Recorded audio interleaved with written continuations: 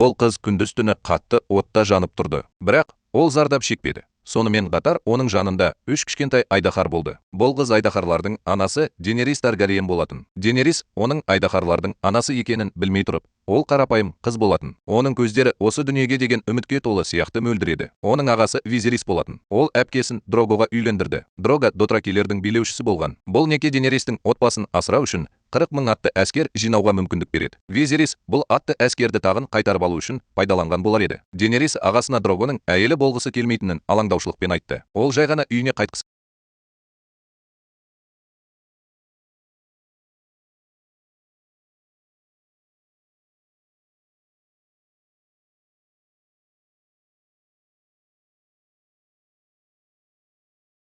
келді. Бірақ Визерис оның да Денерис сияқты үйіне қайтқысы келетінін айтты. Бірақ олардың үйі тоналды. Сондықтан Визерис үйін қайтарып алу үшін барлық жаман балаларды өлтіруге мәжбүр болды. Ал Денерис Визериске мұны істеуге көмектескен көмекші болды. Денеристің ағасына мойынсынудан басқа амалы қалмады. Көп ұзамай 3 тасқа айналған айдаһар жұмыртқасы әкелінді. Бұл 3 жұмыртқа Денеристі айдаһарлардың анасын айналдырады. Дрого сонымен қатар Денериске ақ атты сыйға тартты. Осылайша Денерис пен Дрогоның үйлену тойы аяқталды. Үйлену тойынан кейін Дотраки кланы Вестерос материгіне бірден бармады.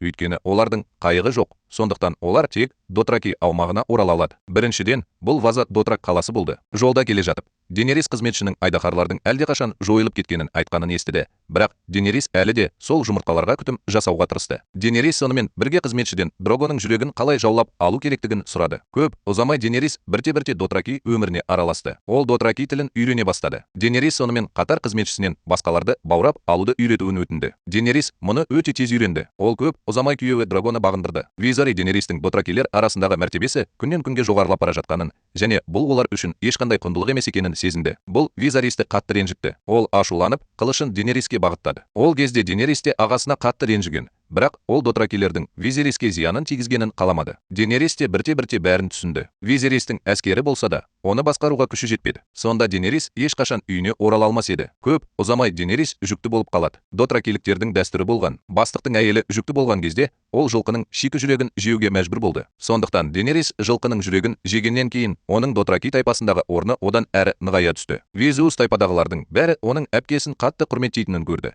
Ал оған ол жоқ сияқты қарады, және бұл оны қатты ашуландырды. Визерис тақты қайтару үшін Дрогоға арқа сүйеу мүмкін емес екенін білді. Сондықтан ол айдаһардың жұмыртқасын ұрлауға дайындалды. Ол оны сарбаздарды жалдауға және жылқы сатып алуға ақша алу үшін сатпақ болған. Бірақ сол кезде Джора Визеристі тауып алды. Визерис ашуланып, тағы 2 бөтелке шарап ішкен. Ол мас болып Денеристің мерекесін бұзды. Визерис те оның қылышын асқазанына теуіп жіберді. Визерис оған тек өзіне тиесілі нәрсе керек екенін айтты. Бұл Дрого уәде еткен тәж болды. Визеристің сөзі Дрогоның ашуын келтірді. Күтпеген жерден Дрого Визериспен келіседі. Дрого сондай-ақ тәжді көрген адам дірілдеп кететінін айтты. Визерис мұны естігенде рахаттанып күлді. Визерис қылышын жерге қаратқаннан кейін Дрого дереу сарбаздарына оны ұстауды бұйырды. Содан кейін Дрого алтын зергерлік бұйымдарын ертіп жіберді. Визерис мұны көріп, дереу көмекке шақырды. Бұл жолы Денерис енді ағасын жақтаған жоқ. Ол бір орында тұрып, Визеристің Визериске ыстық тәж кигенін көрді. Денерис ағасының нағыз айдаһар емес екенін түсінді, өйткені айдаһарлар оттан қорықпайды. Сол күні Денерис Дрогоға тағын қайтарып алу үшін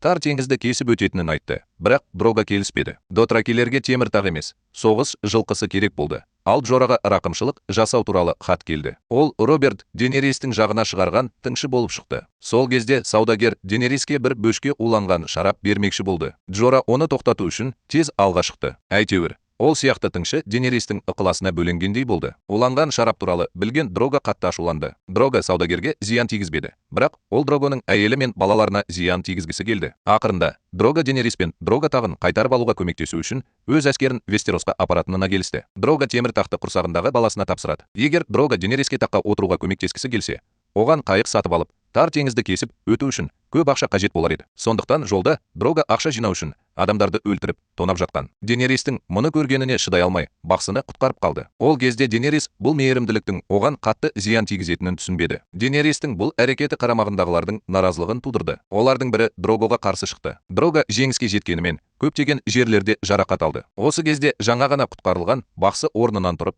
Дрогоны емдей алатынын айтты. Дрогоның адамдары келіспесе де, Денерис оның Дрогоны емдеуін талап етті. Бірнеше күннен кейін Дрогоның жарасы қабынып, ол жерге құлады. Дрого бұл түннен аман қалмайды. Джора Денериске тез арада кетуін айтқысы келеді. Өйткені дотракилер тек күштілерге табынады. Дрога қайтыс болғанда, олар тез арада жаңа көшбасшыны таңдайды. Жаңа басшының билікке келгеннен кейін жасайтын бірінші ісі ескі басшының отбасын өлтіру. Денерис Драгодан кеткісі келмейді. Ол бақсыны қайта шақырады. Денерис оған Дрогоны құтқарудың жолын табуды айтады. Бақсы Дрогоны құтқара алатынын, бірақ бір өмірін екіншісіне беруге тура келетінін айтады. Содан кейін ол Дрогоны құтқару үшін сиқырды қолданады. Бірақ ол көкөніске айналады. Денеристің баласы да жастай өліп жатыр. Денерис бақсыдан себебін сұрайды. Ақыры бақсы күліп, шындықты айтады. Бұл оның қайтыс болған туыстарынан кек алу жоспары еді. Бақсы да батыста күн шығып, теңіз құрғаған кезде Дрога оянады деп болжайды. Денерис күйеуінің осылай сынғанын көрді. Денерис, егер Дрога таңдауды өзі жасаса, мұндай аянышты өмір сүргісі келмейтінін білді. Сондықтан Денерис көзіне жас алып, Дрогоны тұншықтырып өлтірді. Дрога кремацияланған кезде Денерис 3 айдаһар жұмыртқасы мен бақсының бірге күйіп кетуіне жол берді. Содан кейін ол от жағуды бастады. Джораның оны тоқтатуға тырысқанына қарамастан, Денерис әлі де жанып тұрған отқа қадам басты. Келесі күні таңертең от сөнді. Джора қалдықтарды жинауға кетпекші болған кезде, Денеристің зардап шекпегенін білгенде таңғалды. 3 айдаһардың жұмыртқасынан 3 кішкентай айдаһар шықты. Денерис нағыз айдаһардың қызы болып шықты. Барлығы асыл тектілердің алдында тізерлеп отырды. Содан бері Денерис айдаһарлардың анасы болды. Бірақ жаңа мәселе туындады. Дотракилер әрқашан тек күштілерге қызмет етті. Сондықтан Дрога қайтыс болғанда дотракилердің көпшілігі кетіп қалды. Денериске қызмет етуге санаулы адамдар ғана ерікті болды. Бұл адамдар шөл далада қаңғып, өмір сүруге орын іздеді. Дрога Денериске сыйға тартқан ақ жылқыда жерге құлап түсті. Егер бәрі тамақ пен су таба алмаса, бәрі осында өледі. Денерис өзінің ең жақсы адамдарының бірнешеуіне тамақ пен су табу үшін 3 бағытқа бөлінуді бұйырды. Көп ұзамай ат қайтып келді. Бірақ оның үстінде ешкім жоқ. Сондықтан Джора бір қадам алға басып, пакетті көрді. Оның ішінде адамның басы мен шашы бар еді. Бұл Дрога қарттарының жұмысы екені анық. Олар әйел көшбасшының болуын ұят деп санады. Денерис сол кезде ашуланғанымен не істерін білмей қалды. Бірнеше күннен кейін тағы бір қызметші барлығына жақсы жаңалықпен оралды. Олар 13 саудагер басқаратын Карт қаласына жету үшін шығысқа 3 күндей ғана жол жүруі керек еді. Олар 13 деп аталды. Қала қақпасында бұл 13 айдаһардың шынымен бар екеніне сенбеді. Олар Денеристің қазіргі қиын жағдайында түсінбеді. Оларға Денеристің 3 баласын көрсетуді өтінді. Алдымен айдаһарлар. Денерис бұл өтінішті қабылдамады. Дәмдеуіш саудагері өзінің айлакер жүзін көрсетті. Ол Денеристі барлығының көзінше қорлады. Содан кейін бұрылып кетіп қалды. Ол кезде Денерис бұрынғыдай ешкім басқара алмайтын қыз емес еді. Денерис ашуланып айқайлады. Денеристің айдаһарлары өскенде, ол өзіне тиесілі нәрсені алып кетеді. Денерис оны тастап кеткен адамды жазалайды. Сонда Денерис 13 айдаһарды жалынмен жалмап кетеді. Денерис 13 айдаһарды қатты ескерткеннен кейін, Сазо есімді 13 мүшенің бірі Денеристі құтқару үшін алға шықты.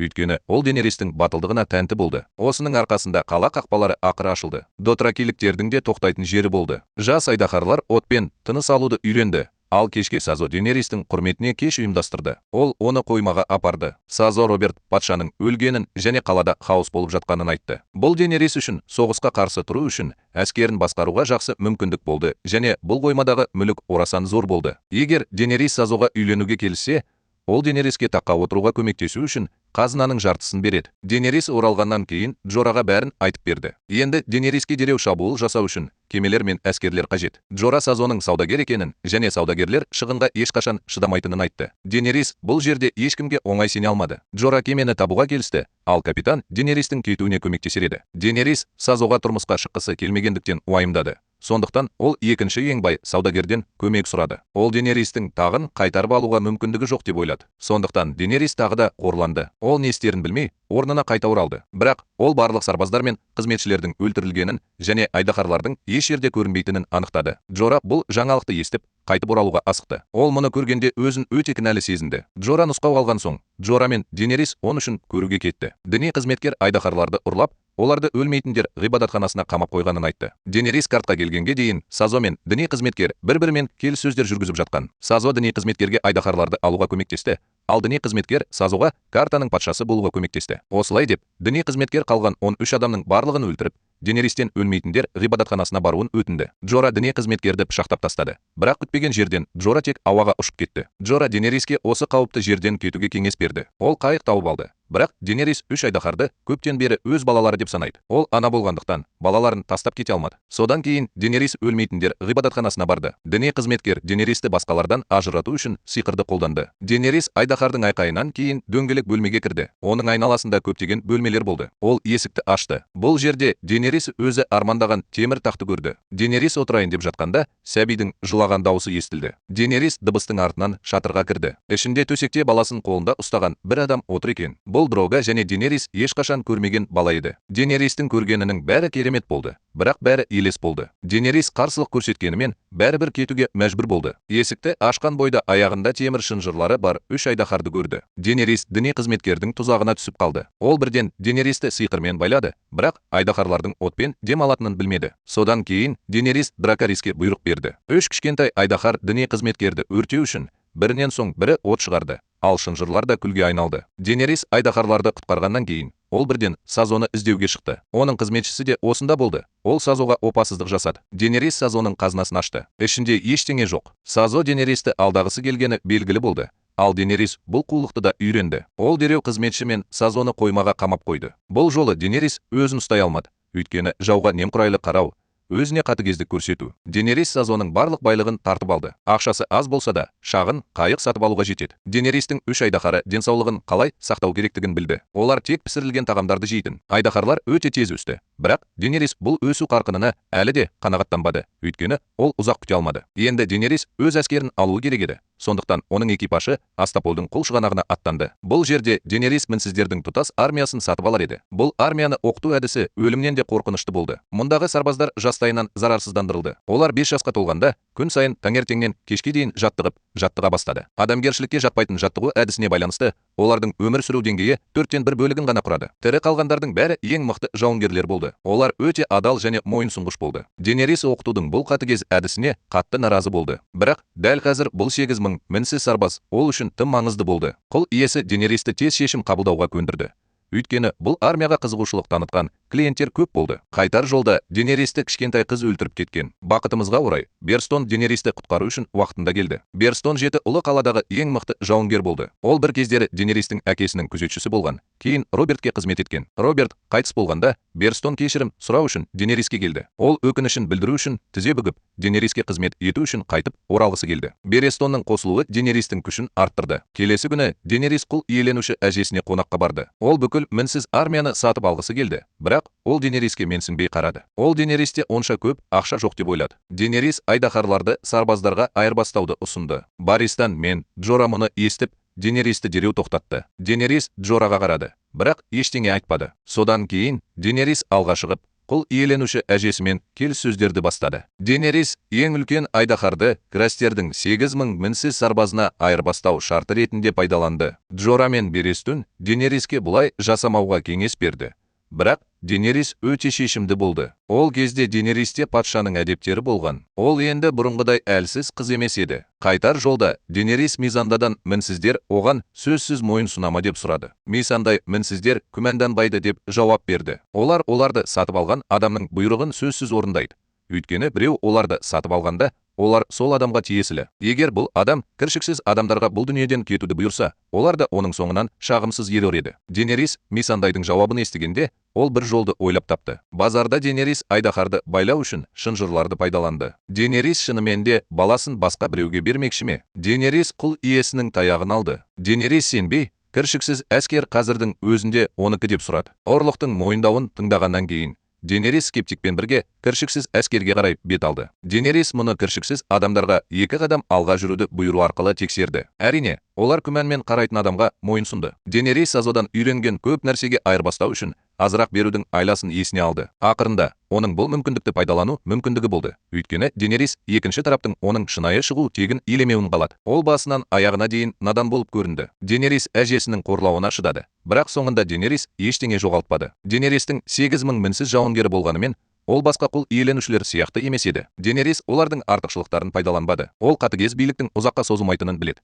Сондықтан ол оларды жан дүниесінің сұлулығымен бағындырғысы келді. Денерис жауынгерлерге олардың құл болып туылғанын, бірақ сол сәттен бастап жауынгерлерге бостандықтары қайтарылатынын түсіндірді. Олар бұл жерден кетуді немесе кетпеуді өздері таңдай алады. Денерис оларға ешкім зиян тигізбейтініне ант берді. Ол бостандыққа қол жеткізгендерден ол үшін өз еркімен күресуді сұрады. Бір сарбаз жауап берді. Содан кейін барлық жауынгерлер кезекпен жауап берді. Бірде-бір жауынгер әскерден кетуге шешім қабылдаған жоқ. Денерис шынымен де өзіне тиесілі армияны жаулап алды. Ол артықшылықтарды білдіретін скептикті лақтырып жіберді. Өйткені Денерис адамдардың жүрегін жаулап алды. Сондықтан оны армияны басқару үшін пайдаланудың қажеті жоқ еді. Содан кейін Денерис рухқа толы әскерді алға шығарды. Олар келесі шайқасқа дайын болды. Денерис пен оның әскерінің келесі баратын жері Юнкай болды. Мұндағы адамдар негізінен сарбаздарды емес, құлдарды оқытты. Егер Денерис қалың қабырғалармен биік бекіністері бар Юнкайды басып алғысы келсе, оған жоғары баға төлеуге тура келеді. Джора Денериске мұны жалғыз қалдыруға кеңес берді. Өйткені қалаға жасалған шабуыл оған 7 қаланы басқаруға көмектеспейді. Бірақ Денерис құлдардың оқытылып жатқанын көрді және ол бұл жердің жер бетіндегі нағыз тозақ екенін сезінді. Сондықтан Денерис Юнкайға шабуыл жасауды ұйғарды. Ол құлдарға бостандық табуға көмектескісі келді. Денерис құл иелеріне тез берілуді бұйырды. Әйтпесе Юнкай астапарамен бірдей тағдырға тап болады. Бірақ Бреданның бас тартқысы келмеді. Ол Денериске пара бергісі келді. Сондықтан ол оны тастап кетті. Бірақ Денерис өте қатал сөйледі. Ол Бреданға 2 жол берді. Олардың бірі Денерис Юнкайдағы барлық құл иелерін өлтіреді, немесе бұл адамдар кек алуы үшін Бреданды барлық құлдарды босатуға мәжбүр етеді. Мұны естіген Брадан ашуланды. Бредан Денериспен күресе алмаса да, Бреданның да күшті одақтастары болды, және бұл адамдар Бреданға Денериспен күресуге көмектесер еді. Бредан бұрылып, кетіп қалғанын айтқаннан кейін келіссөздер сәтсіз аяқталды. Келесі күні Денерис Юнкайдың одақтастары екінші ұлдар деп аталатын жалдамалы топ екенін анықтады. Олардың жалпы саны 2000 атты әскері бар. Бұл армияның осал тұстары жоқ. Бірақ ақша үшін олар кез келген нәрсені істей алады. Денерис екінші ұлдарының командирі Мурроуды шақырды. Денерис Юнкайдың қорғанысынан бас тарту үшін алтынды көбірек пайдаланғысы келді. Күтпеген жерден Мурроу ризашылығын білдіріп қана қоймай, Денеристі қорлады. Қазіргі Денеристің ерік жігері күшті. Сондықтан қорлауды естігенде ол сабыр сақтады. Денерис 2 апта бұрын әскері болмағанын, 1 жыл бұрын айдаһары болмағанын, бірақ қазір бәрі бары екенін айтты. Бұл Денеристің оңай бас тартатын адам емес екенін көрсетеді. Сондықтан оған қарсы тұру ақылға қонымсыз таңдау. Денерис Мурроуға ойлануға және шешім қабылдауға 2 күн уақыт берді, деп жауап берді Мурроу мазақ етіп. Ол шешім қабылдамас бұрын оның денесін көрсетуін өтінді. Келіссөздер сәтсіз аяқталса да, олар күтпеген нәтижелерге әкелді. Денеристің күшті аурасы мен сүйкімді келбеті Дарионың жүрегін жаулап алды. Сол түні жұмбақ адам Денеристің шатырына кіріп кетті. Ол дулығасын ақырын шешіп алды. Бұл оның екінші ұлдардағы Дарио екенін көрсетті. Ол сөмкесін тастап кетті. Сөмкеде 2 командирдің басы бар екен. Дарио Денериске бағынуға келгенін айтты. Содан кейін ол бір тізерлеп отырып, бұдан былай екінші ұлдары Денериске тиесілі деп ант берді. Дарионың өмірі мен жүрегі де Денериске тиесілі. Дарионың тыңшы ретіндегі арқасында Денерис Юнкайды оңай басып алды. Ал Денеристің екінші ұлдарының жалдамалы әскерінен 2000 сарбазы болды. Дарио Юнкайдың туын көтеріп, бұл қала Денериске тиесілі, деді. Келесі күні Денерис бұзаулар әскерін қала қақпасына алып келді. Қаладағы құлдар сыртқа шықты. Масанде Денериске атақ берді. Содан кейін Денерис барлығының алдына шығып, барлығына еркіндік бергісі келетінін, бірақ оларға еркіндік беруге міндетті емес екенін айтты. Егер адамдар енді құл ретінде өмір сүргісі келмесе, олар өздерін босатуы керек. Мұны естіген құлдар Хор мен Миса деп айқайлады. Бұл гискари тілінде ана дегенді білдіреді. Денерис көпшіліктің арасына ақырын кірді. Барлығы оны қуана қолдарына көтерді. Сондықтан Денерис Юнкайды еш кедергісіз босатты. Осының арқасында ол екінші бекініске ие болды. Кейінгі уақытта айдаһарлар үлкейе берді, бірақ олар барған сайын тентек бола бастады. Денерис айдаһарларды қалай басқарар еді? Денерис Юнкайды қолға түсіргеннен кейін ол Майронға қарай жүре берді. Жол бойында әр шақырымда бір белес болды. Әр белесте жасы өлген құлдарға асылды. Барлығы 163 белес болды. Денерис бұл адамгершілікке жатпайтын көріністі көргенде қатты ашуланды. Оның құлдарды босатуға деген ұмтылысы одан сайын күшейе түсті. Денерис Майронға келгеннен кейін қала дворяндары оған қарсы тұру үшін атты әскер жіберді. Бұл адам қонақтарға құрметсіздік танытып, дәл сол жерде зәр шығарды. Ол Денерис пен оның кенже ұлдарын евнухтардың әскері деп қорлап балағаттады. Сарбаздардың сөздері қалада отырған дворяндарды қатты күлдірді. Дарио Денеристің үмітін үзгісі келмегендіктен, ол алдын ала барып жауды өлтіруге рұқсат сұрады. Дарио оған Денерис үшін жауды өлтіруге рұқсат беруін айтты. Денерис келісіп, оны мақтады. Дарио бір орында тыныш тұрды. Керісінше, Денерис біраз уайымдады. Дарио жақындап келе жатқан атты әскермен бетпе-бет келгенде, ол еш ойланбастан қанжарын суырып алды. Дарио жауды өлтіргеннен кейін, Ол да Денериске сүйіспеншілікпен қарады. Қала дворяндары садақ атуға бұйрық берді. Бірақ атыс қашықтығы Денерестің әскерлеріне жету үшін тым қысқа болды. Содан кейін Дарио тіпті менсінбейтіндігін көрсету үшін жаудың алдына зәр шығарды. Денерис қаладағы құлдарға Денерис олардың жауы емес екенін айтты. Олардың жаулары құл иелері болды. Құл иелері барлығына қысым көрсетіп, балаларын өлтірді. Денерис бұйрық бермеді, бірақ оларға таңдау құқығын берді. Заңсыз құл иелері тиісті жазасын алсын. Осы сөздерден кейін Денеристің әскері катапультация жасады. Содан кейін олар қалаға бөренемен жүгірді. Құлдар алқаларының жерге құлағанын көріп,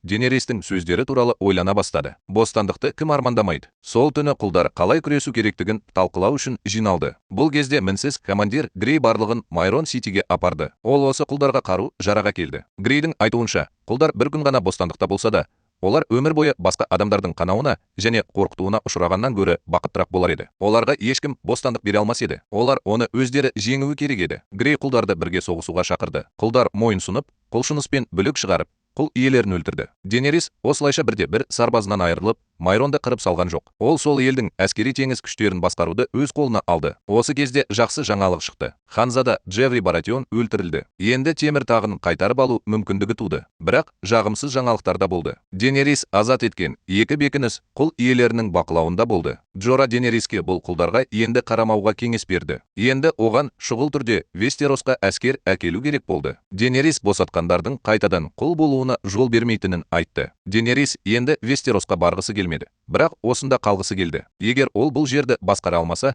ол жеті патшалықты қалай басқара алады? Лорд Тайвин Денерис туралы хабарды естіді. Ол дереу Джора туралы хат жазып, оны әдейі Баристанға тапсырды. Тайвиннің Джора мен Денеристі ажыратқысы келетіні анық болды. Денерис бұл туралы білгенде, ол ашуланды. Ол ең көп сенетін адам бір кездері тыңшы болады деп күтпеген. Бірақ Денерис Джора туралы және оның көптеген қиындықтарды бастан өткергені туралы ойлады. Ол Джораны өлтіргісі келмеді. Ол Джораны қуып жіберуге шешім қабылдады және оны енді ешқашан көрмеді. Осыған байланысты Денерис көмекшісінен айырылды. Дроган Денеристің айдаһары болды. Бірақ ол барған сайын тентек бола бастады. Ол адамдардың барлық ешкілерін өртеп жіберді. Бұл мәселені шешу үшін Денерис иесіне осы ешкілердің құнынан 3 есе көп төледі. Бірақ Дроган оларды жоюды жалғастырды. Сол күні ауыл тұрғыны Денеристі көру үшін баласының сүйегін алып келді. Дроган бірнеше күннен бері оралмады. Денерис қатты ашуланды, бірақ оның басқа амалы қалмады. Қалған екі айдаһар қиындыққа тап болмас үшін Денерис оларды жертөлеге қамап қойды. Ол тіпті оларды темір шынжырға байлады. Денерис құлдарды босатуға тырысады деп күтпеген еді.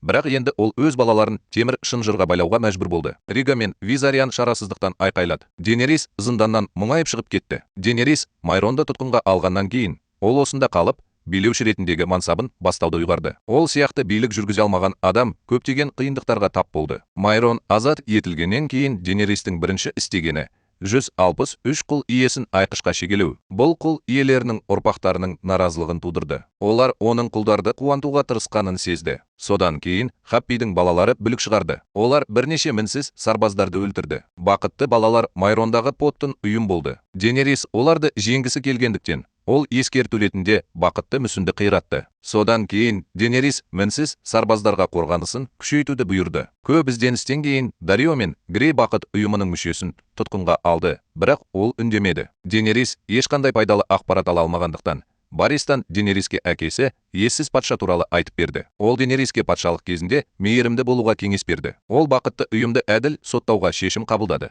Бірақ кенеттен оқиға орын алды. Масадор есімді бұрынғы құл бір күн бұрын тұтқынға алынған бақытты ұйымның мүшесін өлтірді. Бұл Денеристі қатты ашуландырды. Енді ол заңдары бар қала құрғысы келді. Сондықтан ол Масадорды барлығының көзінше айыптады. Бұрынғы құлдар Денеристен оны аямауын өтінді. Бірақ Денерис бәрібір Масадорды өлім жазасына кесті. Ол заң адамдардың өмірін тәртіпті ететін нәрсе және оны ешкім бұзбауы керек деп есептеді. Бұл адамдардың өте бақытсыз болуына себеп болды. Олар заңды да, мемлекеттік басқарудың не екенін де түсінбеді. Олар Денеристің өз адамдарын өлтіргенін ғана білді. Сол кезде бұрынғы құл ақсүйектерге тас лақтырған. Барлық адамдар ұрыса бастады. Сол кездегі бейберекет көрініс Денеристі қатты қорқытты. Баристанның оны тез жауып тастаудан басқа амалы қалмады. Денерис саясатта өте тәжірибесіз еді. Ол бәріне ұнай алмады. Денерис әлі де адамдардың жүрегін тыныштандыра алмаған кезде бақыт ұйымы әрекет етуге дайындалып жатты. Олар мінсіз патрульшілерді қоршап алу үшін тұзаққа түсірді. Бақытты ұйым күшті болмаса да, олардың саны көп болды. Көп ұзамай тек Грей қалды. 3 мінсіз адам қарсы тұруға тырысты. Дәл осы сәтте Барристан шайқасқа қосылуға келді. Барристан 7 патшалықтағы ең мықты жауынгер болды. Ол антын орындау үшін, Денеристі қуып жету үшін құрлықты кесіп өтті. Ол өзінің қанымен өмірін, атақ пен абыройды сақтау үшін пайдаланды. Барристан нағыз рыцарь болған, бірақ ол қартайған. Оның жасағысы келетін, бірақ істей алмайтын істері көп болды. Буристан мен Грей өте тез ауыр жарақат алды,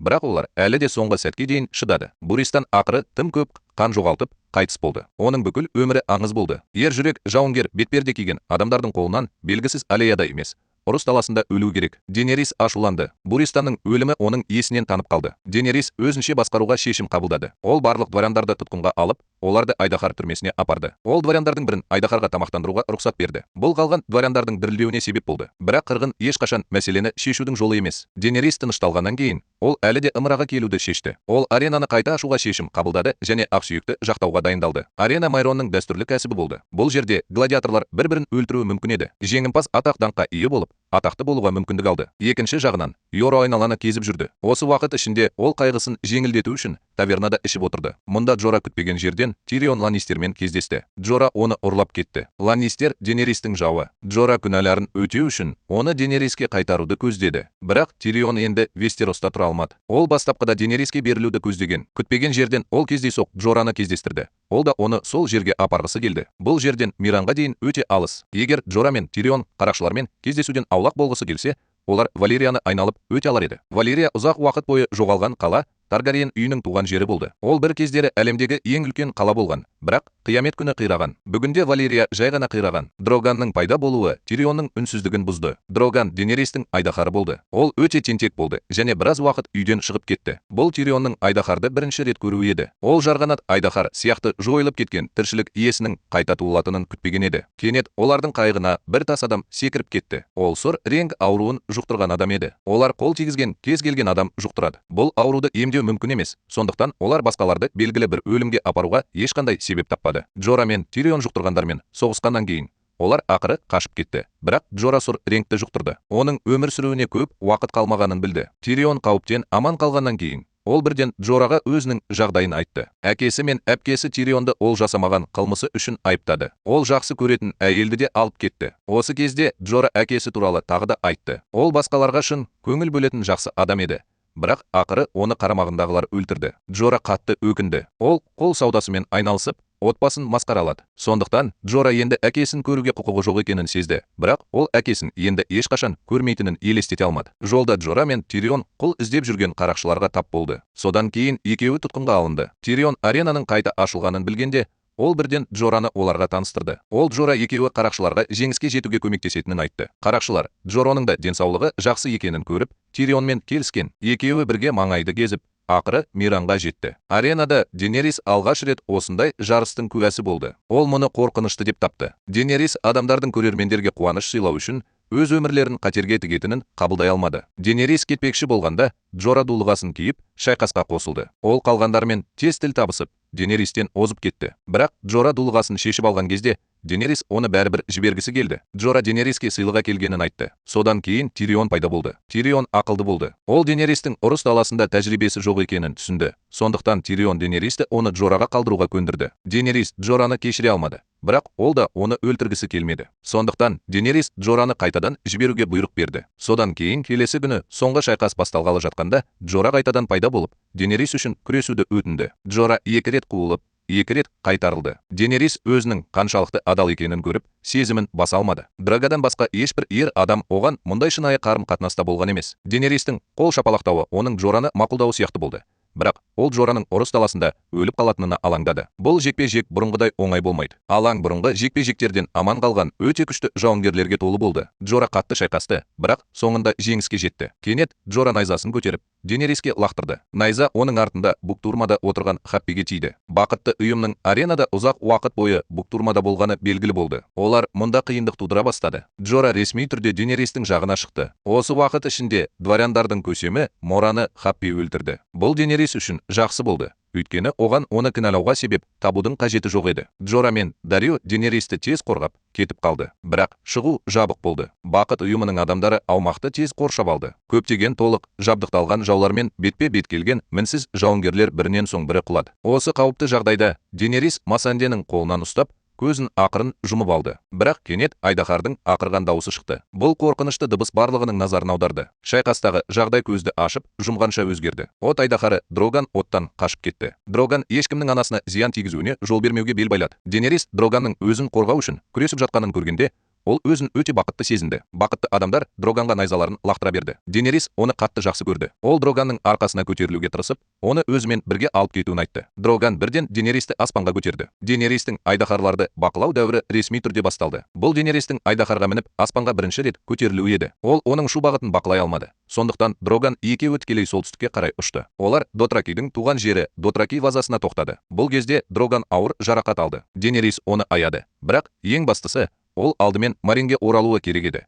Өйткені ондағы адамдар оған мұқтаж болды. Бірақ Дроган ашуланды. Денерис Дроганды лақтырып жібергенде, оның арқасына енді ғана көтерілді. Денеристің өзі тамақ іздеп барудан басқа амалы қалмады. Дотракидің тағы бір басшысы оны кездейсоқ көрді. Денерис жағдайдың жақсы емес екенін түсінді. Ол мұны белгілеу үшін қолындағы сақинасын бірден түсіріп алды. Әрине, Дотракилер оны байлап тастады. Олар оған Мароға сыйлық ретінде қарады. Ол Дотраки тайпасының қазіргі көсемі болды. Маро мұндай сұлу қызды ешқашан көрмеген. Ол Денериске қолын тигізуге тырысты. Бұл әрекет оны шошытты және ол өзінің жеке басын ашты. Денерис оның Таргариен найзаға екенін айтты. Ол жанбайды. Патшайым Мирана, тізбекті бұзушы және оның жанкүйерлері бүкіл континентте сап түзеді. Денеристің сөздері ешқандай әсер етіп қана қоймай, Мароны күлдірді. Денерис мұны байқап, оның бас Дрогоның әйелі екенін айтты. Маро мұны естігеннен кейін кешірім сұрап, бұл туралы білмейтінін айтты. Дотраки дәстүрі бойынша көсемдердің жесірлерін қорлауға тыйым салынған. Шынында да Денерис әдісі жұмыс істеді.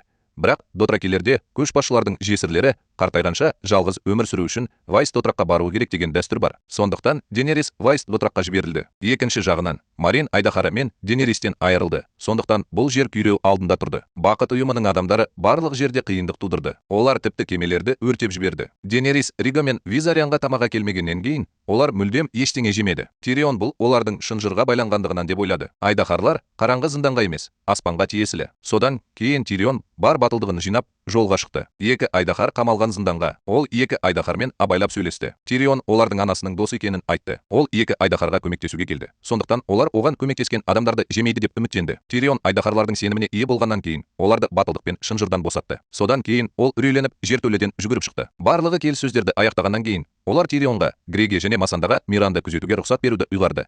Ал Джора мен Дарио Денеристі іздеуге кетті. Екеуі солтүстікке қарай бет алды. Джора мен Дарио қалың ат іздерінің арасынан Денеристің сақинасын тапты. Олар Денеристің дотракиліктерге тұтқынға түскенін бірден түсінді. Сондықтан олар ат ізімен Дотраки ғибадатханасына барды. Денеристі құтқаруға әлі ерте еді. Сондықтан екеуі түнде әрекет ете бастады. Сол түні Денерис басқа жесірмен бірге таза ауаға шықты. Кенеттен жесір әйелді басқаратын біреу пайда болды. Оны құтқару үшін Джора мен Дарио келгені белгілі болды. Бірақ қазір Денерис бұл жерден кеткісі келмеді. Дәстүр бойынша ол бекер өмір сүруі керек еді. Дотыр. Бірақ бұған дейін ол басшылардың шешімін қабылдауы керек еді. Көшбасшылар Денеристі мазақ етіп, дөрекі сөздер айтты. Бірақ Денерис ашуланбады. Ол сабырлы түрде олардың Дотракиді басқаруға лайық емес екенін айтты. Көшбасшылардың берілуге ниеті жоқ еді. Денерис, егер олар оған мойынсұнбаса, ол көнбейтінін айтты. Осылай деп Денерис барлық ағашты құлатты. Өрт бірден тарады. Басшылар есіктен жүгіріп шықты. Бірақ Джора мен Дарио есікті мықтап ұстады. Олардың амалы қалмады. Мароз қатты абдырап,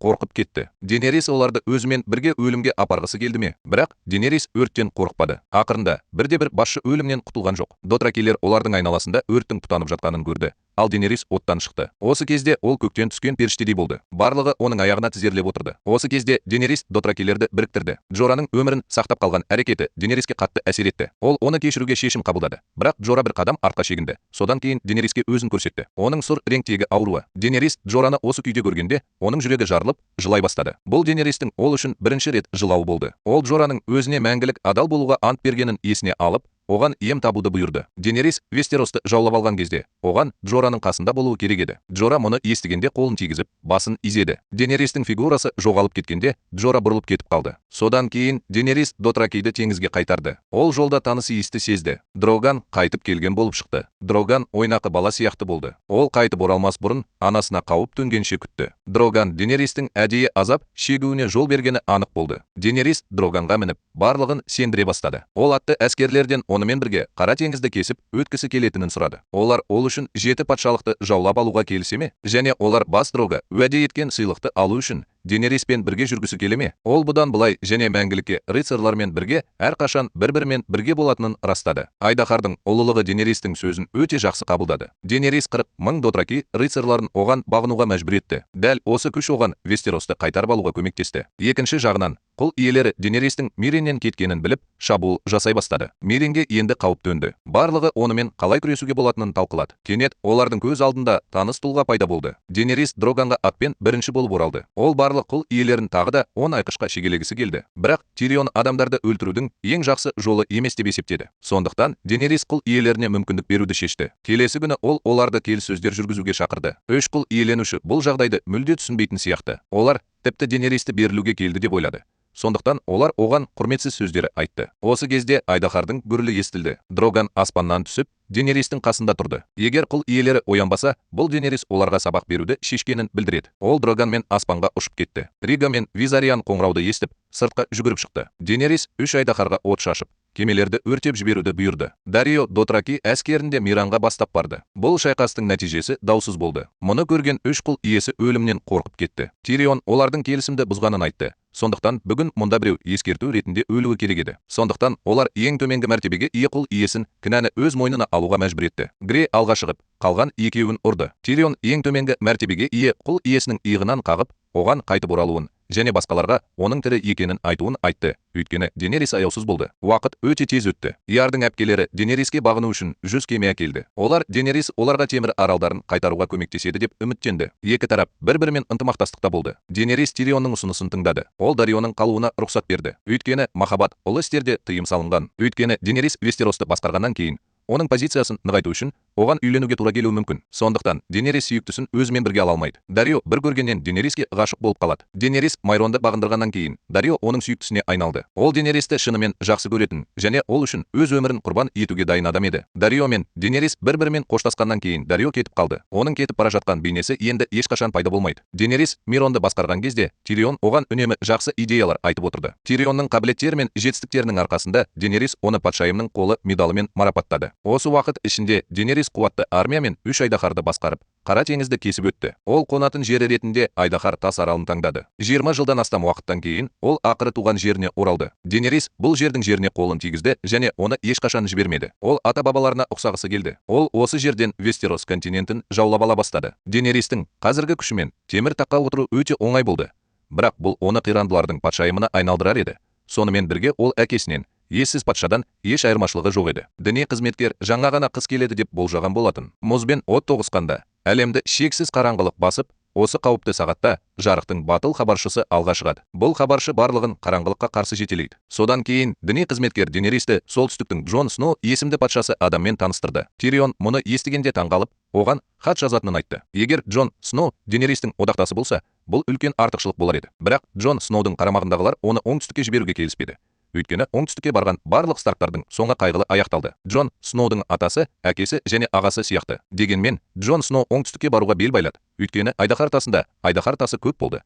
Ал Айдаһар тасын ақ серуеншілер жойып жіберуі мүмкін. Уинтерфеллдегі ақ серуеншілерді тек қабырға ғана бөліп тұрған. Ақ серуеншілер қабырғаны қиратқанда бірінші болып Винтерфелл тұрғындары зардап шекті. Содан кейін Джон Сноу Айдаһар тасына барды. Ол аралға жеткен бойда Дроган оны қорқыта бастады. Джон Сноу Денериспен кездескенде Месендей оның атағын таныстырды. Денерис Таргариен үйінің дауылынан туған, темір тақтың мұрагері, Андалдың заңды патшайымы, 7 патшалықтың қорғаушысы, Айдаһарлардың анасы, әлемнің билеушісі, ұлы шөп, туылмаған, күйіп қалған, шынжырды үзген. Джон Сноу тек солтүстіктің патшасы ретінде бейнеленген. Тирион Джон Сноудың бетіндегі реніштің көрінісін көргенде ол күле жаздады. Содан кейін Денерис Джон Сноудан мойынсұнушылықтың белгісі ретінде басын июін өтінді. Джон Сноу солтүстіктің патшасы болғандықтан ол әрине келіспеді. Ол Денериске қоңырау шалуын сұрау үшін Айдаһар тасқа келді. Ол ақ серуеншілерге қарсы ынтымақтасқысы келді. Бірақ Денерис олармен бұрын соңда кездеспеген. Сондықтан ол оған сенбеді. Мұз бен оттың алғашқы кездесуі онша қуанышты болмады. Денерис Тирионның кеңесіне құлақ асқаннан кейін ол Джон Сноуға Айдаһар тасын өндіруге рұқсат беруге келісті.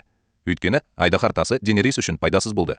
ал күшті тастың орнына пайдасыз нәрсе болды. Бұл оған шығын болған жоқ. Сонымен қатар, Денерис, егер бұл оларға жақсылық әкелмесе, ешкім өтірік айту үшін өз өмірін қатерге тіге алмайды деп сенді. Джон Сноу айдаһар тасын қазып жатқанда, ол біртүрлі сызбаларды тапты. Бұл қараңғы орманның балалары қалдырған суреттер еді. Олар ақ серуеншілермен соғысып жатқанын көрсетті. Сонда ғана Денерис ақ серуеншілердің бар екеніне шынымен сенді. Ол Джон Сноуға олармен күресуге көмектесуге келісті. Денерис үңгірден шыққан кезде оны Тирион күтіп тұрған. Сыртта жағымсыз жаңалық болды. Темір аралдарының әміршісі тосын шабуыл жасап, бүкіл әскерін жойып жібере жаздады. Яра тұтқынға алынды. Оның ағасы Тион қашып кетті. Мінсіз және Кастерли Блуфты басып алғанымен, олар Джеймнің айласының құрбаны болды. Кастерли Блуфтың сарбаздары әлдеқашан шегінді. Олар жасырын түрде Хайгарденге шабуыл жасады. Патшайым Елена Тирионның жоспары мен Денерестің мейірімділігі үшін уланып өлді. Олар көптеген одақтастарынан айырылды. Денерис қатты ашуланды. Ол Тирионның бұдан да қанды жоспарына енді ешқашан сенбеді. Денерис сарбаздардың өмірі басқа адамдардың өміріне тұрарлық па деп ойлады. Сол сияқты ол үшін өзін құрбан еткен сарбаздар да түкке тұрғысыз болды. Олар тірі адамдар емес пе еді? Бұл жолы Денерис шайқасқа өзі баруды шешті. Ол енді жүрегі жұмсақ болмайды. Ол одақтастарынан кек алуы керек еді. Басында Хайме әлі де өзіне өте сенімді болды. Бірақ Дроганның пайда болуы оны дүрбелеңге салды. Дроган қорғаныс шебін бұзып өткен отты атып жіберді. Дотраки атты әскері бірден ұрысқа кірісті. Джеймнің әскері өте тез талқандалды. Ол Дроганға шабуыл жасау үшін садақшылар тобын шақырды. Бірақ Дроган пахидермалы болды. Кәдімгі жебелер оған зиян тигізе алмады. Шарасыздықтан Браун Скорпион арбалетін алып, Дроганды оң қанатына атып тастады. Дроган Денеристі аспаннан құлатты. Бірақ ол жерге құлап кетпес бұрын Дроган бар күшін отты сөндіруге және оған зақым келтірген қаруды өртеуге жұмсады. Денерис Дроган үшін алаңдады. Ол жебені алу үшін оның арқасынан түсті. Джейми мұны көріп, бұл өте сирек мүмкіндік екенін түсінді. Ол бірден қолында найзасы бар атқа мініп, Денериске қарай жүгірді. Тирион мұны алыстан көріп, Хайме дереу қашып кету керек деп күбірледі. Тирион Денеристен гөрі Джеймнің өмірінен айырылып қалуы туралы көбірек алаңдады. Джейме табысқа жетуге жақын болған кезде Дроган кенеттен бұрылып кетті. Шайқастан кейін Денерис бастапқыда қалған жауынгерлерді жинауды көздеді. Бірақ кейбіреулері берілуден гөрі өлуді жөн көрді. Тирион олардың есін жию үшін оларды біраз уақытқа қамап қоюды ұсынды. Бірақ Денерис қатты қарсылық білдірді. Ол оларға мүмкіндік бергенін айтты. Денерис оларға мейірімді болды. Бірақ ол үшін қаза тапқан жауынгерлерге кім мейірімді болады? Содан кейін Денерис Дроганға екі басшыны да тірідей өртеуді бұйырды. Қалғандары мұны көріп, оған мойынсыну үшін бірінен соң бірі тізерлеп отырды. Денерис айдаһарына мініп, ер адамның алдына тоқтады. Дроган алғашында ашуланып ырылдады. Бірақ кейін ол адамнан шыққан таныс иісті таныды. Ол еркелету үшін ақырын еңкейіп, оған қарай еңкейді. Иә, бұл адам ерекше болды. Бұл солтүстіктің қазіргі патшасы Джон Сноу. Бірақ ол неге айдаһарға соншалықты жақын болды? Осы уақыт ішінде Джора Сұр ренг ауруынан айығып, қайта оралды. Денерис қуана алға басып, Джораны құшақтады. Бұл құшақта мыңдаған сөздер айтылды. Сұр шкала жазылмайтын ауру емес пе еді? Неліктен Джора бұл ауруды емдей алды? Семюэл ежелгі кітаптардан сұр шкаланы емдеу әдісін тапқаны белгілі болды. Бірақ оны бұрын ешкім емдемеген және ешкім бұл әдісті қолданып көргісі келмеді. Өйткені емдеу процесі өте ауыр болды. Джораға барлық жұқтырған терісін кесіп, арнайы дәрі-дәрмек қолдануға тура келді. Джора осы аурумен ауырған кезде күшті адам болса да, ол әлі де ауыр байқайлады. Джора Денериске қайта орала алатын болса, бұл кішкентай ауырсыну ол үшін ештеңені білдірмейді деп ойлайды. Екінші жағынан, Бран ақ серуеншілер шабуыл жасай бастаған көріністі көрді. Ол бірден Джон Сноуға хабарлау үшін хат жазды. Ақ жаяу жүргіншілерге қарсы күресті кейінге қалдыруға болмайды. Денерис Джон Сноуға дәл қазір олармен күресуге көмектескісі келеді. Бірақ бұл оны Серсейдің тұтқиылдан шабуылына осал етеді. Серсейді ақ жаяу жүргіншілердің бар екеніне сендіру және бітімге келу үшін Тирион Серсейді көрсету үшін ақ жаяу жүргіншіні қолға түсіруді ұсынды, ал Денерис келісті. Бұл оның өмірінің соңына дейін өкінетін шешімі болды. Джора ақ серуеншілерді аулау үшін топ құрды. Қарлы боранның ортасында олар аюға тап болды. Аюға қарсы қысқа күрестен кейін олар ақыры оны өлтіріп үлгерді. Бірақ біреуінен айырылды. Тористе ауыр жарақат алды. Көп ұзамай олар ақ жаяу жүргіншілер тобымен бетпе-бет келді. Жекпе-жектен кейін Джораның бір тобы олардың біреуін тұтқынға алды. Бірақ ол жолдастарын шақырғандай айқайлады. Әрине, асығыс аяқ дыбыстары естілді. Джон Сноу өзінің ең жылдам бағыныштысына бірінші болып оралып, қосымша күштерді шақыруды бұйырды. Сырттағы ақ серуеншілер кетуден бас тартқандықтан, Джораның тобы түні бойы қоршауға алынды. Торос ауыр жарақат алып, тоңып өлді. Барак оны бірден өртеп жіберді. Әйтпесе, ол ақ серуеншілерге жем болар еді. Қолдары қышыған жігіттердің бірі тас лақтыра бастады. Ол тасты алып, ақ жаяу жүргіншінің иегіне теуіп жіберді. Олардың жауап бермегенін көріп, тағы бір тас лақтырды, бірақ бұл жолы тас мұзға домалап кетті. Түнгі император біреуді алға жіберді. Ер адам оның қауіпсіз екенін растағаннан кейін, 10 мыңдаған ақ серуеншілер шабуылға шықты. Джораның тобы аяусыз ақ серуеншілермен бетпе-бет келгенде, олардың бәрі үмітсіз болды. Кенет айдаһардың ақырған дауысы аспанға естілді. Денерис Джораның тобынан апат сигналын алып, дер кезінде келді. Кішкентай тас кескілескен шайқасқа әкелді. Дроган от шашып, 10 мыңдаған ақ жаяу жүргіншілерге шабуыл жасады. Денерис барлығын тез аяғынан тұрғызды, бірақ Джон Сноу шайқаспен айналысып кеткісі келмеді. Осы кезде түнгі патша найза лақтырушы қолындағы найзасын көтеріп Визерианның мойнына лақтырды. Визериан айқайлап мұзға құлады. Денерис баласының суық мұзға батып бара жатқанын көргенде,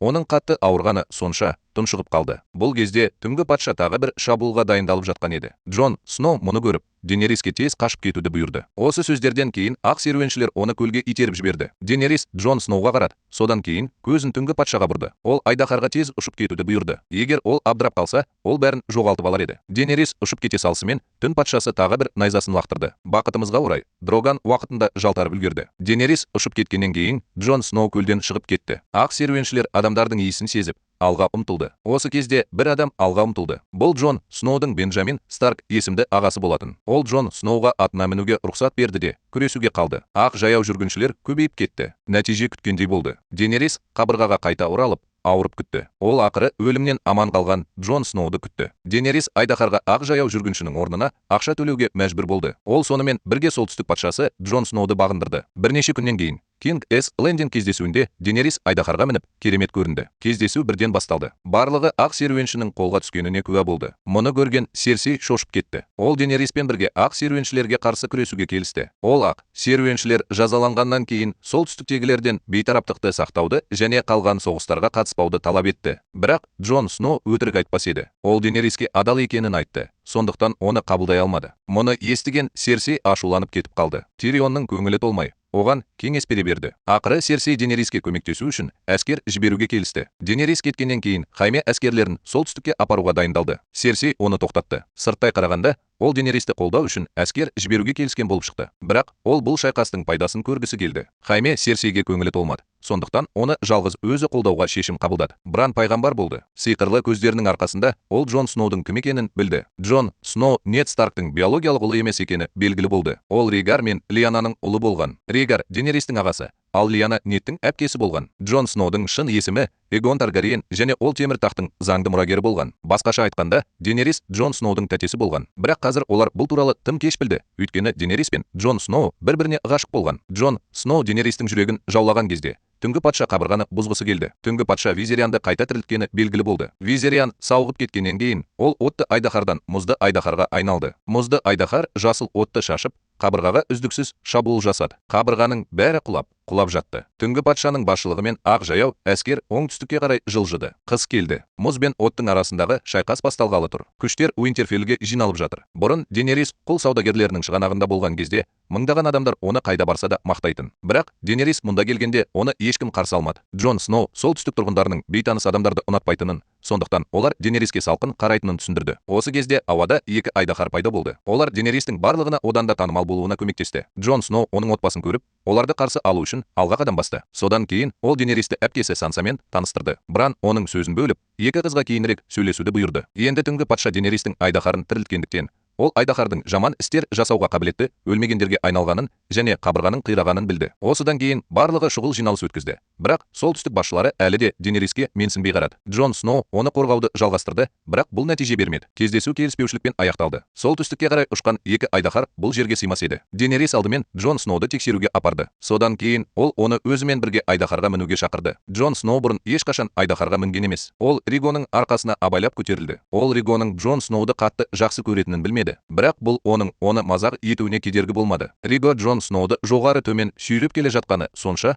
ол қар басқан алқапқа қатты айқайлады. Риго Джон Сноу мен Денеристі сарқырамаға апарды. Олар бір-бірін құшақтап сүйді. Оның қасында тұрған жүгіруші осы тәтті сәтті тоқтатқысы келді. Бірақ Сноу оны көргенде шошып кетті. Кешке Денерис Самуэльдің келгенін біліп, Джораны бұрын сұр қабыршақтарынан емдегені үшін алғыс айту үшін барды. Бірақ Денерис айдаһардың Самуэльдің әкесі мен ағасын тіріде өртеп жіберуіне жол бергені туралы кездейсоқ айтты. Мұны естіген Самуэль ауырып айқайлады. Ол бөлмеден шыққан соң Бранмен кездесті. Бран Джон Сноуға шындықты айтатын кез келді деп ойлады. Осы уақыт ішінде Джон Сноу әкесі Нед үшін дұға етті. Джон Сноу әкесімен қоштасып жатқанда Джон Сноу әкесіне келесі жолы кездескенде әкесінің шығу тегі туралы айтатынына ант берді. Сол кезде Сэмюэл Джон Сноуды іздеп келді. Ол Джон Сноудың шынайы тұлғасын ашты. Джон Сноудың биологиялық әкесі Регар Таргариен болды. Оның биологиялық анасы Лиана Старк болатын. Оның шын есімі Эгон Таргариен болатын. Джон Сноу темір тақтың мұрагері болды. Джон Сноу мұны естігенде құлағына сене алмады. Ол Неттің биологиялық ұлы емес екенін білсе де,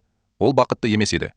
Өйткені Джон Сноу жақсы көретін адам кенеттен оның тәтесі болды. Солтүстік әдет ғұрыптары Таргариендер сияқты тыйым салмады. Джон Сноу Денериспен қалай бетпе-бет келу керектігін білмеді. Ол шабуыл жасамақ болған ақ жаяу әскермен қалай бетпе-бет келу керектігін білмеді. Барлығы ұрыс жоспарын талқылау үшін жиналды. Бран түнгі патшаның басты нысанасы өзі екенін айтты. Бран пайғамбар болғандықтан, оның миында осы дүние туралы естеліктер сақталған. Егер түнгі патша әлемді жаулап алғысы келсе, ол алдымен адамзаттың барлық іздерін өшіруі керек еді. Сондықтан Бран өзін жем ретінде пайдалануды ұсынды. Алдымен қалғандары барып, ақ серуеншілерді азғыруы керек еді. Сонда олардың түнгі патшаны өлтіруге мүмкіндігі болар еді. Бұл өте қауіпті шайқас болды. Олардың аман қала ма, жоқ па, оны ешкім білмеді. Сондықтан көптеген адамдар қателіктерін түзетіп, өкінетін болды. Джон Сноу да Денериске жертөледе өзінің жеке басы туралы айтып берді. Денерис оның тағына қауіп төніп тұрғанын білді. Өйткені темір таққа бірінші кезекте Джон Сноу тұрды. Денерис бұл қорқынышты жаңалықты қорытпай тұрып, ақ серуеншілер келді. Үш мүйізді үрлеп жатқанда, ақ серуеншілер келді. Уинтерфелл соғыста болды. Дотраки атты әскері алға шықты.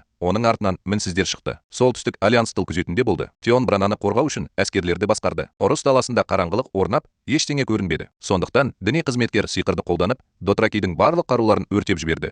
Бұл олардың көрінуін арттырды. Әскердің рухы күшейді. Джора Дотраки атты әскерін ақ жаяу жүргіншілерге қарсы шабуылға шығарды. Бірақ олар мұны түсінбей тұрып, ақ жаяу жүргіншілер кенет олардың алдынан шабуылға шықты. Дотраки атты әскері бірден таңғалды. Өрт өте тез сөнді. Дотраки атты әскері толығымен дерлік жойылды. Біраз уақыттан кейін Джора бір топ әскерді кері қайтарды. Барлығының жүздерінде қорқыныш болды. Ақ жаяу жүргіншілер өте тез жақындады. Олар таңғаларлық жылдамдықпен шабуылдады. Үлкен жауынгерлік күші бар мінсіз жауынгерлер қарсы тұра алмады. Ұрыс даласы аз уақытқа тығырыққа тірелді. Денерис бұдан былай шыдай алмады. Ол және Джон Сноу екеуі отпен тыныс алатын айдаһарға мініп ұшты. Бірақ түнгі патшамен күресу оңай болған жоқ. Ол бірден қарлы боранды соқты. Онсыз да көрінбейтін ұрыс алаңы одан да қараңғы болды. Денерис пен Джон Сноу енді жердегі жағдайды көре алмады. Олар тек айдаһарға мініп, аспанға көтеріле алатын. Кенет көк оттың легі атқылай бастады. Түнгі патша мұз айдаһарын шақырды, бірақ ол өте тез жоғалып кетті. Жерге оралғанда Денеристің одақтас әскері бұдан былай қарсы тұра алмады.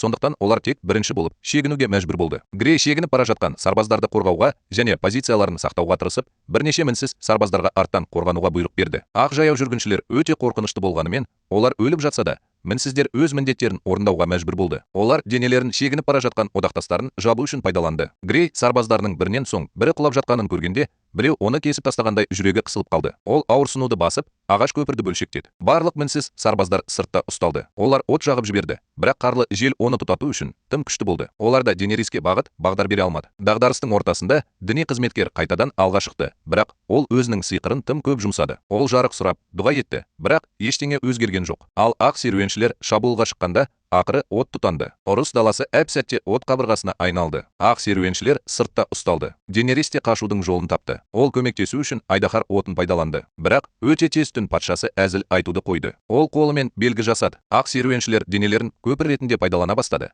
Соның арқасында олар отты қабырғаны тез басып өтті. Содан кейін ақ серуеншілер Денеристің командасына шабуыл жасауды жалғастырды. Жағдай қайтадан тығырыққа тірелді. Көп ұзамай қабырға бұдан былай шыдай алмады. Ақ серуеншілер ішке кіріп кетті. Әркім өз отанын қорғау үшін өз өмірін қатерге тікті. Осы кезде үлкен ақ серуенші ішке кіріп кетті. Ол жүзімді бір қолымен лақтырып жіберді. Альянстың оған қарсы тұруға күші жетпеді. Бірақ Аю аралында әлсіздер болған жоқ. Лиана орнынан тұрып, оған қарай жүгірді, бірақ ол қайтадан ұсталды. Сүйектердің сынған дауысы естілді. Соңғы сәтте Лиана айдаһар тастан қанжарын суырып алыпты соқты. Содан кейін олар бірге өлді. Жоғары баға төлегеннен кейін Альянс ақыры рыцарь императорын жойды. Осыған байланысты Денерис 80 000 Дотраки сарбазынан айырылды. Мінсіз сарбаздардың жартысынан көбі де шайқаста құрбан болды. Егер от айдаһары шабуыл жасаса, жазықсыз адамдар зардап шегеді. Денерис не істеу керектігін ойлады. Қалаға оралмас бұрын Денерис Ригоның жарасын тексеруге кетті. Денерис оның бұрынғыдай сау екенін көріп, жеңілдеп қалды. Жоспарға сәйкес, Денерис алдымен армияның бір бөлігін айдаһар тас аралына алып келді. Ол король қонуына шабуыл жасамас бұрын армияның келуін күтті. Денерис айдаһар тас аралына жаңа ғана оралғанда оқиға орын алды. Ригоға арбалеттен жебе тиді. Айдаһар оған тағы бір арбалет тиген кездегі ауырсынудан әлі айыққан жоқ. Риго айқайлап теңізге құлап түсті. Денерис мұңайып үлгермей жатып, жебе оны тесіп өтті. Жасырын атқыш Евран болды. Ол Серсейге қызмет етті. Денерис ұлын аяғаны үшін ашуланды. Ол Дроганмен Евранға келді. Бірақ Евран дайын болды. Бірақ Денерис тек жебелерінен жалтарып бұрыла алды. Ұшып кету үшін Евран нысанасынан айырылып, өз отын мінсіз кемелерге бағыттады. Шабуылдар толқынынан кейін барлық кемелер жойылды. Барлығы суға секірді. Олар жағаға жеткенде Месендейдің еш жерде көрінбейтінін көрді. Оны Серсей ұстап алды. Осы кезде Серсей көптеген адамдарды кіргізу үшін қала қақпасын ашты. Ол Денерестің әлсіздігі мейірімділік екенін білді. Егер Денерес Кингтің қонуын қиратқысы келсе, жазықсыз адамдарға зиян тигізуі керек еді. Тирион мен Верус та мұны түсініп, оған көп кеңес берді. Ақыры Денерес келіссөздерге келісті. Екінші жағынан,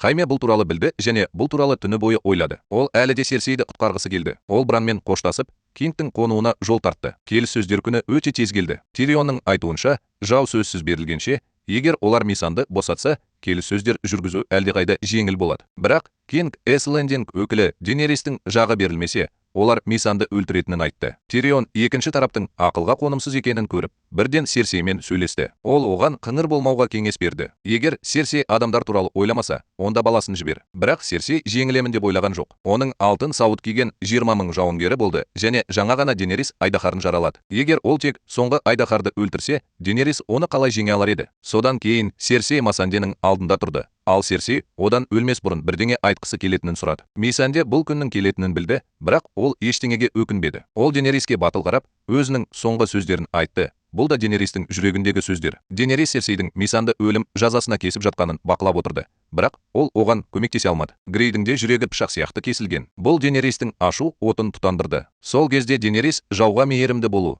өзіне қатыгездік көрсету деген шындықты түсінді. Денерис ұлы мен ең жақын досынан айырылғаны үшін жүрегі ауырды және бір түнде ол 30 жасқа толғандай болды. Денерис қаншалықты күшті болса да, ол әлі де әйел болып қала берді. Шетелдік басқыншылар әлі жеңілген жоқ. Сондықтан Денерестің жүрегінде алаңдаушылық пайда бола бастады. Вер жасырын түрде бүлік шығаруды жоспарлады. Ол Джон Сноуды патша рөліне көбірек сәйкес келеді деп ойлады. Сондықтан Вер Денерестің тамағын улады. Бақытымызға орай, оның жүрегі ауырғаны сонша, ол бірнеше күн бойы аштық жариялап, Верастың жоспары орындалмай қалды. Ол тақты басып алу үшін Джон Сноуды нокаутқа жіберді. Бірақ Джон Сноу таққа қызығушылық танытпады. Тирион бұл туралы біліп, Денериске оған әлі де адал екенін айтты. Тирион ұлы соғыс келе жатыр деп сенді, сондықтан әскерде сатқын болмайды. Вер Денериске мәңгілік адал болуға ант берді. Егер ол өзгерсе, ұлы Айдаһар оны өртеп жібереді. Енді Вер сатқын алу керек нәрсені алды. Кингтің қону үшін шайқас басталғалы жатыр еді. Тирион дәл қазір Денериске мейірімділік таныта алмайтынын білді. Бірақ ол әлі де оған жалбарынды. Денерис қаладағы адамдар мен сарбаздардың қоңырауларының шырылдағанын естігеннен кейін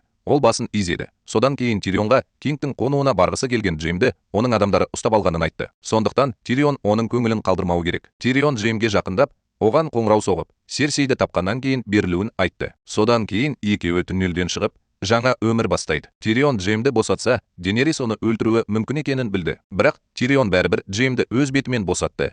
Өйткені отбасында тек Джейме оған шынымен мейірімді болды. Егер Джейме болмағанда, Тирион жастай қайтыс болар еді. Келесі күні үлкен шайқас басталуы керек еді. Денерис Дроган мен Евран флотына қарай жүгірді. Ол бұл жолы ақылдырақ болды. Евран дайын болмай тұрып, ол шабуылды бастады. Денерестің ашуы жарылып, Евранның бүкіл флоты жойылды. Евран қайықтан секіріп, қашып кетті. Ол жаңа ғана жағаға жеткенде Джейммен кездесті. Олар бір-бірін көріп, бірден шабуылға шықты. Джейми 2 рет жарақат алды. Дәрігер, ол қарсы шабуылға шығып, Евранды пышақтап өлтірді. Содан кейін Серсейді іздеуді жалғастырды. Қала қақпасының алдында соғысып жатқан алтын әскер болды. Алтын армия қауіпті сезінді, бірақ тым кеш болды. Айдаһар арқасынан отпен демалды. Алтын армия бірден өртеніп кетті. Жаңа ғана алтын капитан әлі де айбынды еді, бірақ оның артынан бірден қуылды. Ол мұндай қуатты әскерге қарсы күресуге мүлде қабілетсіз еді. Айдаһар жолға шықпас бұрын тамақтандырылған болуы мүмкін. Сондықтан оның жойқын күші керемет болды. Денерис алдымен ұлы шаяндардың барлық арбалеттерін жойды. Сонда бұдан былай ешқандай қауіп болмас еді. Ол Айдаһардың арқасына отырып,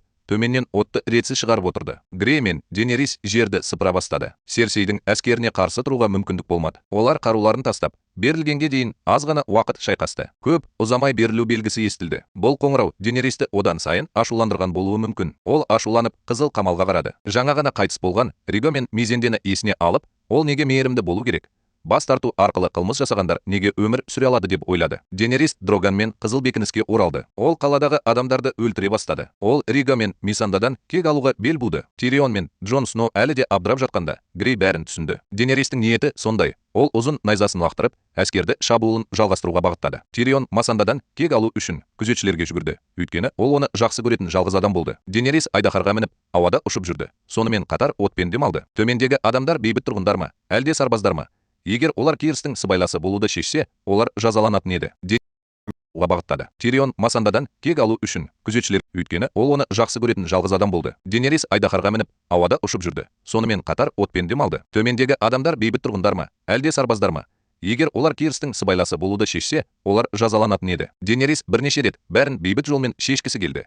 Бірақ олардың барлығын Серсей жеке өзі қабылдамады. Денерис мейірімді болуды шешкенде, ол не алды? Ақырында бұл тозақты кім жаратты? Денеристің соңғы мейірімділігінен не айырды? Джон Сноу бейбіт тұрғындардың қайғылы түрде қаза тапқанын көріп, өзін өзі жалауша күйіне түсті. Ол өзін босату үшін осында болды ма, әлде тозаққа жіберді ме деп сұрады. Серсей жағдайды құтқару мүмкін емес екенін білді, сондықтан ол тез арада Қызыл сарайдан шығып кетті. Жолда ол ағасы Грегордан кек алу үшін келген итті кездестірді. Грегордың биохимиялық нұсқасы әлдеқашан есінен танып қалған. Бірақ оның нағыз ағасының даусын естіген соң, Грегор бірдеңені есіне алғандай болды. Ол тіпті жаратушысын тыңдамады. Серсей бұл көріністі көргенде көп сөйлеуге батылы бармады. Ол қорқып, тез қашып кетті. Ит пен оның ағасы төбелесіп қалды. Ит Грегорды құшақтап, бірге өлу үшін қамалдың төбесінен секірді. Серсей төменге түскенде, Джейми оны кездейсоқ көтеріп алды. Олар құшақтасып, жылай бастады. Содан кейін бір-біріне түннелге жетуге көмектесті. Олар есікке қарай жүгіргенде, оның бітеліп қалғанын көрді. Екеуі қорқыныштан қатты құшақтады. Қамалдағы қырғын ақыры аяқталды. Әр жерде өте аянышты көрінетін мәйіттер болды. Грей тұтқындарды өлтіруді талап етіп,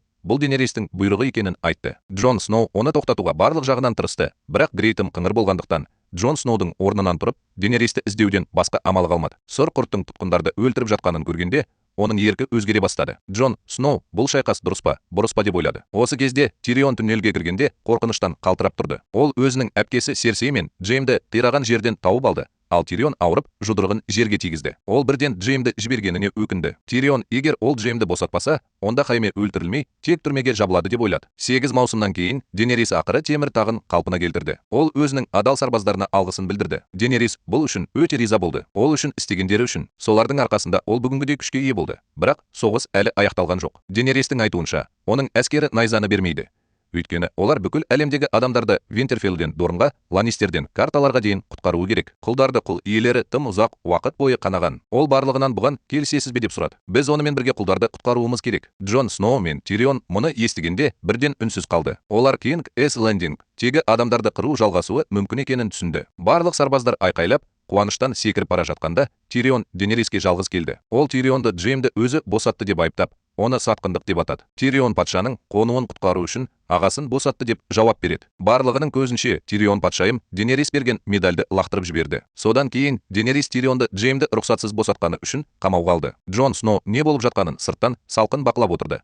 Ал оның жүрегі ойға толы болды. Осы кезде Ара оның қасына келді. Ол Джон Сноуға Денериске абай болуды ескертті. Өйткені оның шынайы тұлғасы Денериске қауіп төндірді. Ара Джон Сноуға зиян тигізуі мүмкін деп ойлағанын айтты. Содан кейін Джон Сноу түрмеге Тирионға қонаққа барды. Тирион оған Денеристің әлемді азат ету жолы енді ғана басталғанын және болашақта одан да көп адамды өлтіретінін еске салды. Кингтің қонуы бұған ең үлкен дәлел болды. Сонымен қатар, Джон Сноудың шынайы тұлғасы Денериске үлкен қауіп төндірді. Джон Сноу Денериске адал болса да, Санса оны қолға үйрете алмас еді. Сонда Денерис мұны қалай шешер еді? Джон Сноу тез арада 7 патшалық пен барлық жазықсыз адамдардың пайдасына таңдау жасау керек. Уақыт өтіп бара жатыр. Джон Сноу Тирионның кеңесіне құлақ асқаннан кейін, Джон Сноу әлі де Денериске деген адалдығын көрсетсе де, ол жүрегінде екі ұшты. Өйткені ол дұрыс нәрсені істегісі келеді. Джон Сноу әрқашан дұрыс нәрсені жасады. Джон Сноу бір сәт ойланбай қалды. Содан кейін Денеристі іздеуге шықты. Ол қазір Қызыл сарайдың үлкен залында болды. Денерис ақыры темір тақты көрді. Бұл оның басынан бері көрген өлмейтіндер ғибадатханасы сияқты болды. 20 жылдан кейін Денерис бұл жерге қайта оралды. Ол сол орындыққа қолын тигізу үшін қолын созды. Сол кезде ішке қарлы кесек кіріп келді. Ол Денериске қаладағы адамдарды жаппай өлтіру туралы айтты. Джон Сноу оған бүгінгідей адамдарды өлтірмеуге кеңес берді. Ол одан Тирионды аямауын өтінді. Денерис олардың амалы жоқ екенін жайбарақат айтты. Джон Сноу мұны естігенде абдырап қалды. Содан кейін ол Денеристі сүйіп,